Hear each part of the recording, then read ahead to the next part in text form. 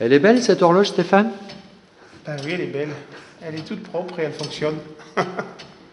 Tu peux nous montrer des particularités que tu as constatées? Ouais, donc sur le milieu, ben, on a le cordrouage du mouvement avec son échappement.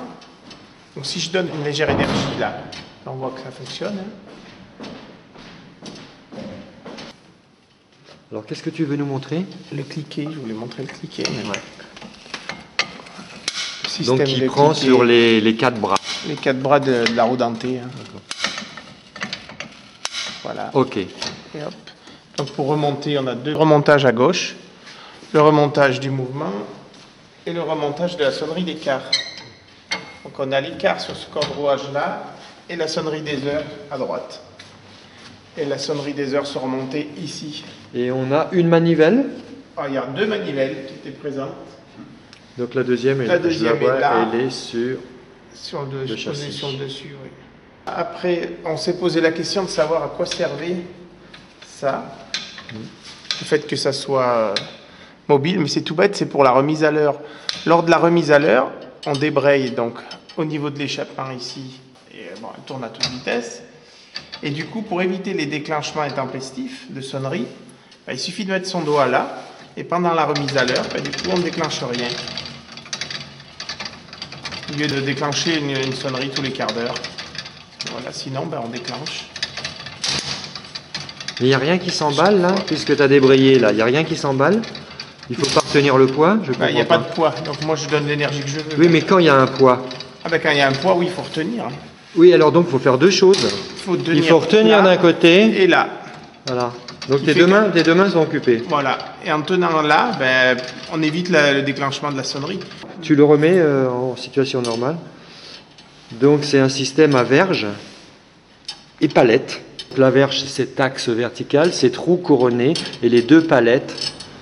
Alors, une ici et l'autre là. Donc ça, c'était un système qui a précédé les échappements qu'on connaît maintenant. Et avant le pendule, on avait bien sûr le folio. Hein. On peut imaginer que cette horloge a d'abord été à folio et que ça, c'est déjà une adaptation. Alors, ce qui est remarquable aussi sur cette horloge, hein, c'est qu'on peut lire les constructeurs. Tu lis pour moi, Stéphane? Fait par Claude et Vincent, les vignerons, à Vézelise, l'an 1769. Et on a constaté que 1769, donc ça fait 250 ans hein, aujourd'hui. Depuis cette année, oui. Donc on est sur un quart de millénaire. Et ici, on a une inscription qui reprend Mécanisme d'horloge 1769 par Claude et Vincent. Les vignerons, horloger à Vézelise. Provenance, couvent des Capucins, inscrit à l'inventaire le 5 juin 1996.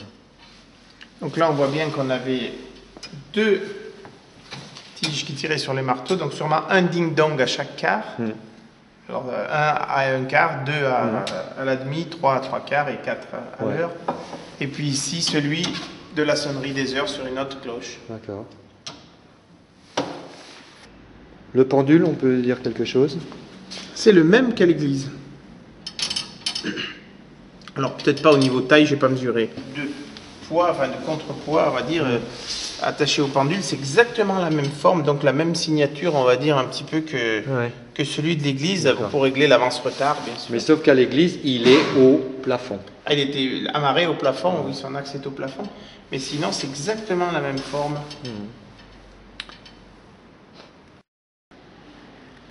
Là, tu nous présentes les manivelles. On a deux manivelles qui se ressemblent, mais qui sont quand même différentes. D'accord. Et ça peut s'expliquer parce que si on doit remonter le poids du mouvement, par exemple, qui est donc côté gauche, comme celui des quarts, et ben, cette manivelle-là permet d'échapper et de passer au-dessus du carré de remontage des quarts. Alors que de l'autre côté on n'a pas besoin de ça, on a juste besoin d'être un petit peu déporté par rapport à la roue de compte.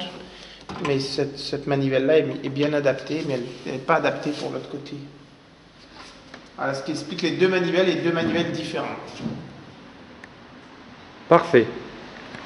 Cette tige, tu l'as analysée ou pas? Je pense, ici aussi, il y en a un encore plus étroit, je pense. Ici, un petit pignon. Non, il n'y a pas de carré, c'est un épaulement. Voilà. Et ici, alors ce qui est étonnant, c'est que c'est très fin. Donc ça, on aura certainement une explication. En tout cas, quelle chance de retrouver cette horloge aussi bien entretenue, et propre, conservé. dans une salle de conseil municipal.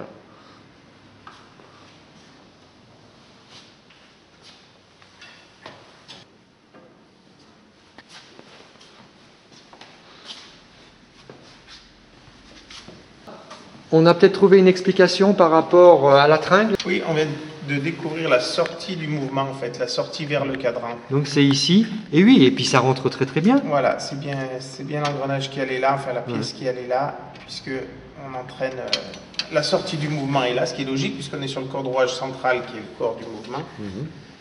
Et donc on sort, ici, par derrière. Et on part là-haut vers les aiguilles. Peut-être avec un tour pour 12 heures. Certainement.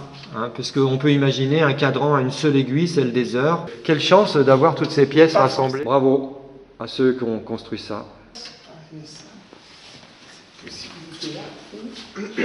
Et ici, une vue de la brasserie.